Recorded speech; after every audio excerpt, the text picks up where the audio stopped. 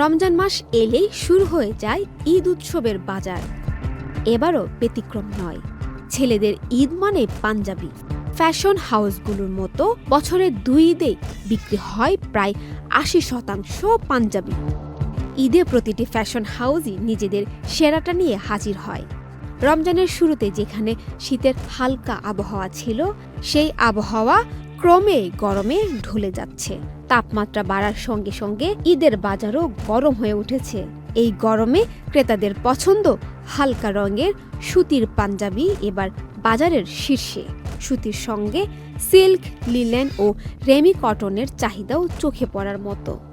নতুন রিন গভীর থেকে পরিষ্কার করে কাপড়কে রাখে নতুনের মতো উজ্জ্বল। নতুন রিন অ্যাডভান্সড পাউডার। তবে জেনজি এক অন্য ধরনের ট্রেন্ডের সূচনা করেছে। নিত্য নতুন জটিল নকশার বদলে তারা চাইছেন সাদামাটা আরামদায়ক পাঞ্জাবি, যা সহজে পরা যায়, দৈনন্দিন কাজও স্বাচ্ছন্দ্য দেয়। সেই কারণে ফ্যাশন হাউসগুলোতেও এখন হালকা কাজের পাঞ্জাবির ভিড় বেশি দেখা যাচ্ছে। ঈদের বাজারে এবার পুরো পোশাকে কাজ করা পাঞ্জাবি কিছুটা পিছিয়ে আছে। পরিবর্তে ক্রেতাদের নজর কাটছে হালকা কাজ করা কলার বা কাঁধ ও বুকে থাকা সূক্ষ্ম নকশার ডিজাইন। ঈদের পোশাকের ট্রেন্ড এবার আরাম, হালকা নকশা, যা তরুণ প্রজন্মের মধ্যে বিশেষভাবে জনপ্রিয়। নুসরাত শৈলী, চ্যানেল আই।